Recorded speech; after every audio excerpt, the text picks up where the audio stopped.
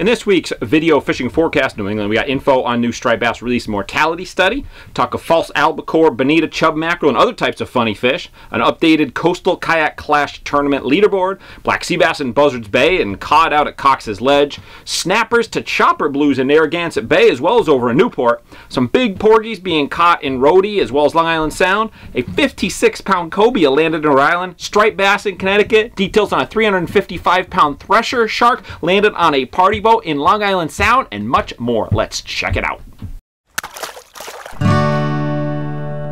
The fishing news is sponsored by these fine partners. Hey there, Toby Lapinski for the New England edition of the Fisherman magazine with this week's web video fishing forecast for New England. Well, I'm down here in the office/work room getting some stuff together for the false albacore, bonita, chub mackerel, frigate mackerel, all that stuff, but I'll get to that in just a minute. To begin with this week, I want to direct you to a news story that I posted at thefisherman.com. It talks about a striped bass release mortality study, which has been initiated in Massachusetts by the Division of Marine Fisheries. Now, we got a team of biologists that are going to be attaching transmitters to 175 striped bass, which are going to be caught using live as well as dead baits, caught on both J hooks as well as circle hooks.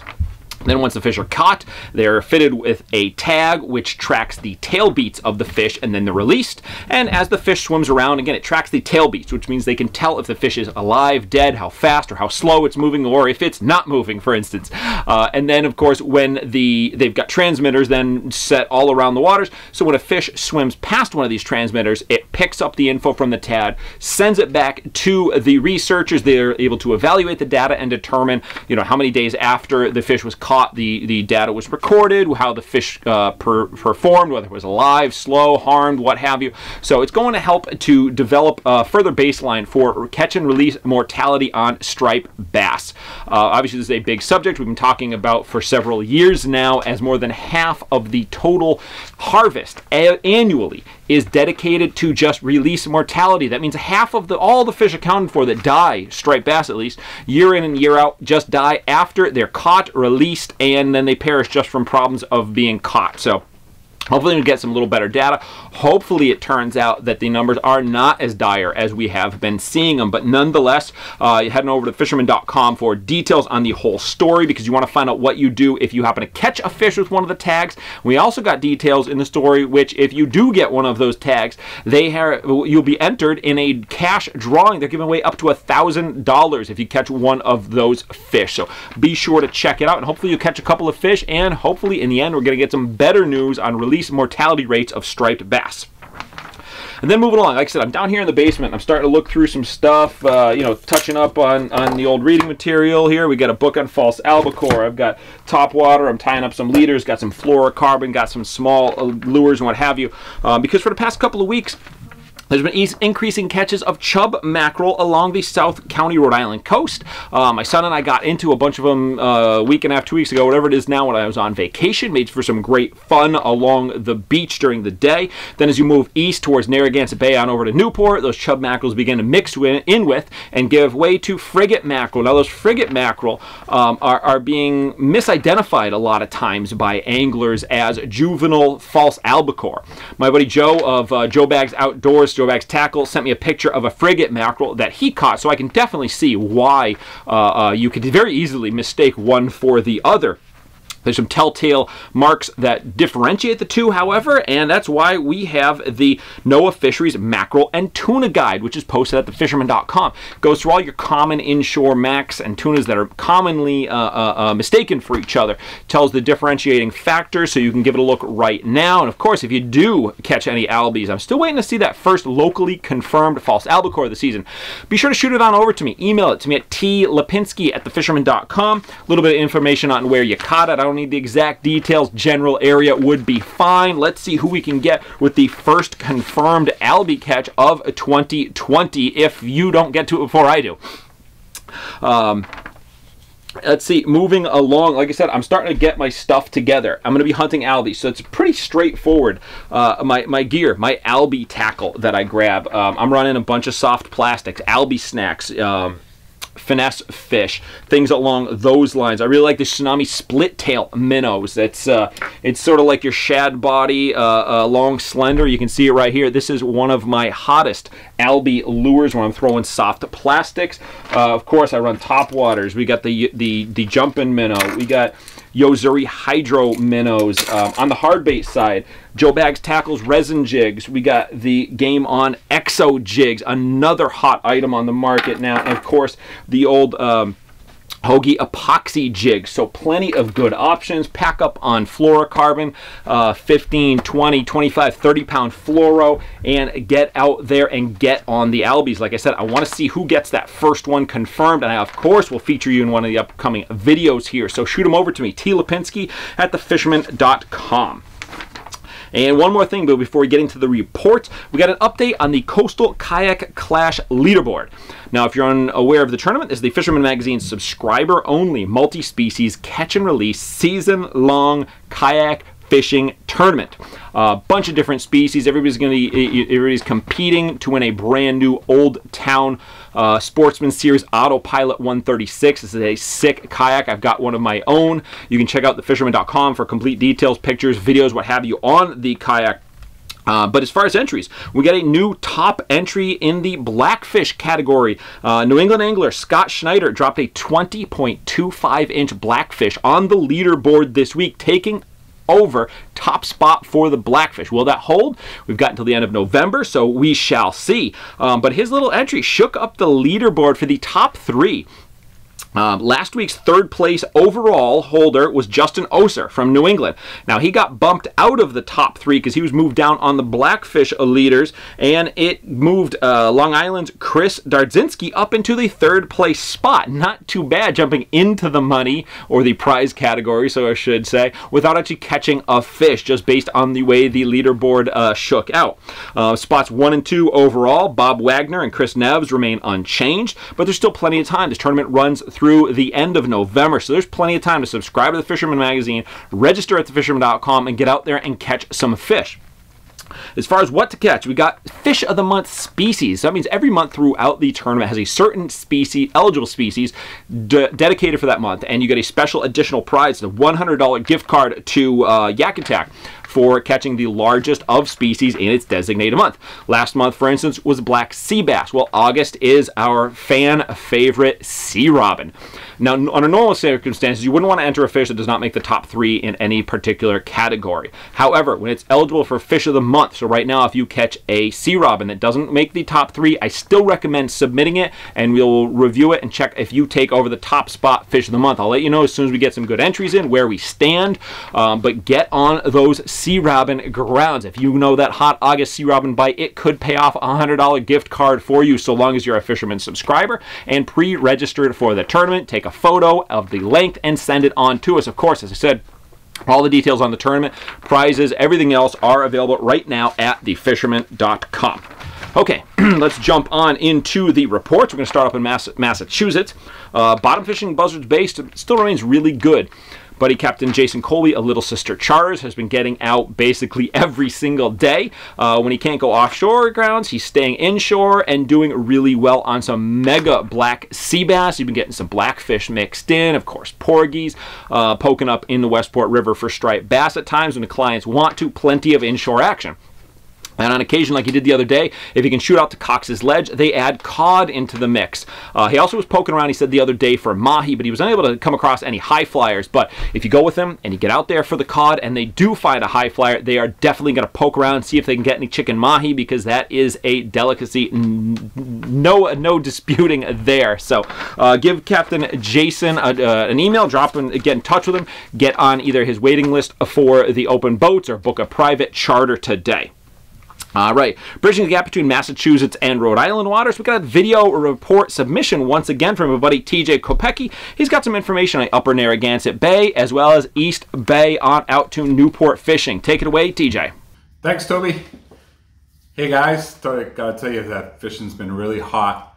Narragansett Bay, up in the Warren Barrington rivers, out Breton Reef, Newport. Lots to report. We're gonna get right to it right away. It's been super hot. From ground fishing to pelagic species, Lots of opportunities starting up in Narragansett Bay, Providence River, Barrington Beach, loaded with blues again. Lots of birds. If you find the birds, you find the fish. Lots of snapper blues, predominantly up in the rivers towards probably the American Tourister, all the way around into the Barrington, where the old Barrington police station was, if you're fishing there. Nice, up to 16-inch bluefish there. Bigger blues pretty much outside in the bay, more towards Prudence Island, Patience Island, Jamestown. You'll find those big fish. I haven't seen any 10-pound this court, but I'm sure they're out there. Large schools of striped bass are in the mix out there also. If you find the birds, you're probably going to find a mix of good fish. You might even find a pelagic inside of there. Still waiting to see some reports of the bonito, false albacore. I'm sure that they're going to be here any day now. The water's so warm. Scup fishing been really good. Talked to a couple of people that have been fishing Roger Williams College underneath the Mount Hope Bridge. Some nice big scup, 16 inches pork chops. Good table fare if you want to fish for those. Fishermen predominantly using squid, clam tongue. Even some of them are using the deckers that they find on the shore, putting a piece on and then just throwing out. Tautog, haven't seen too many reports. I know they're out there. I did see a couple reports. Get a couple of crabs. If you drop a crab down, you're not just going to catch a tautog. You're going to catch a sea bass. You might catch a fluke. You might catch a scup. You never know what you're going to get. It's worth a try if you're going to get out in the bay. There's lots of opportunities.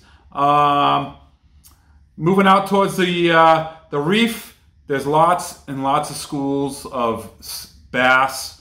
There's lots of schools of some frigate mackerel. You're going to come across them on Breton Reef.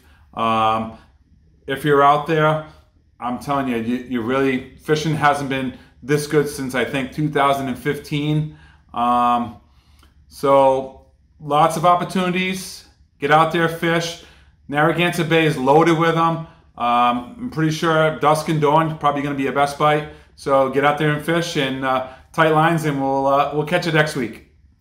Thanks a lot, TJ. Again, as always, if you've got anything that you want to submit for my weekly videos, whether it's a video contribution of your own, a catch report with some photos, whatever, shoot me an email,tlapinski@thefisherman.com, and I would love to feature you going forward. Next up, we got a bit of an oddball catch. It was weighed in at Snug Harbor Marina on August 9th. Angler Matt Perry came to the dock with what turned out to be a new pending state record cobia, weighing in at an impressive 56.42 pounds. Now, I've heard of some small cobia being landed here and there, you know, 5, 10, 15, maybe even 20 pounds. But to hear a 56-pounder anywhere, regardless whether it's where they're expected to be found along the mid-Atlantic, and especially locally, that is impressive. So congrats on that awesome catch. Matt's actually got a little bit of a video over on his Facebook page of the catch. Just heads up, there's some profanity, as I don't blame him when he caught a fish like that, came boat side. But he said there was multiples. It wasn't just a lone fish. There was a couple of them out there. I believe he was out striper fishing. I know down mid-Atlantic they love eels, so it's you know, and a lot of striper gears, jigs, things like that they jump on. So congrats on the catch. I'll let you know if I get it confirmed as a new state record, but nonetheless, that is an awesome catch, and hopefully you got some good steaks off of that bad boy as well. Then moving on, finishing off, of course, in Connecticut. I was talking to Captain Mike Roy of Real Cast Charters this week because we're trying to hook up, do a little fishing together, get some photos, article work, what have you. So we were talking about the local bite, and I checked in, obviously, what he'd been finding post-storm. Now, he said leading up to the storm, he was doing really well, getting in some really big bass, putting his clients on fish every single outing. I mean, obviously, he's doing it every time anyway, but some really big fish were coming in every outing.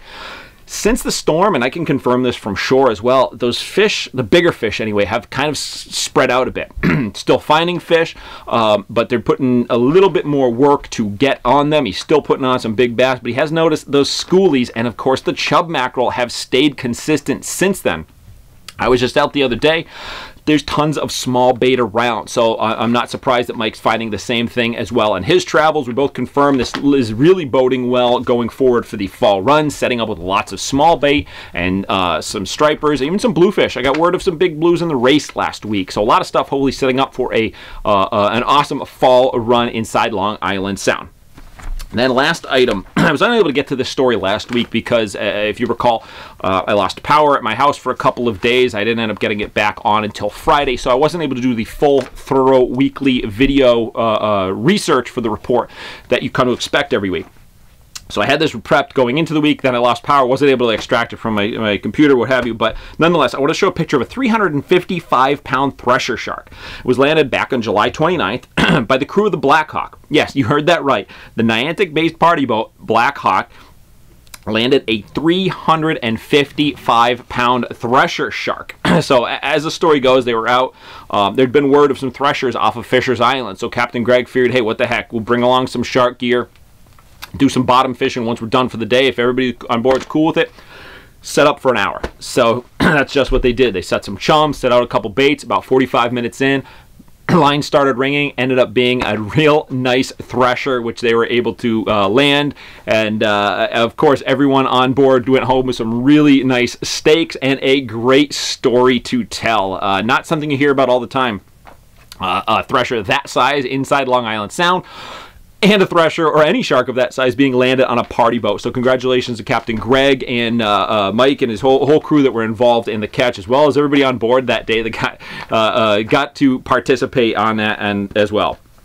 Now, since then, Captain Greg, he's been running shark charters. No, he's still been just doing his regular, standard daytime bottom fishing, hammering some mega porgies in the Sound on over to Block Island, black sea bass, doing really well with some other mixed species at times. And then when he's doing the evening trips, he's adding some nice good-sized bluefish, as well as some slot class striped bass to the mix. So some really good mixed bag. And I heard they even got another thresher shark that they hooked into. Unfortunately, this time around, they were not prepped for it. I guess it got snagged on a porgy rig, so as expected, the thresher came out on top this time around. But as always, you just never know what Captain Greg and the guys on the Blackhawk are going to put you on, so check them out. All trips are by reservation only right now, so blackhawksportfishing.com. All right, well, there you have it. A lot going on this week. Of course, if I didn't get to the areas that you plan to head out and fish this weekend, you can check out all of our fishing reports for New England, Long Island, and the Mid-Atlantic right now at thefisherman.com. Steigercraft boats, built by people who fish our waters. Serious English choose Steigercraft for their 40 years of boat building experience right here in the Northeast and Mid-Atlantic. Visit steigercraft.com for a dealer near you.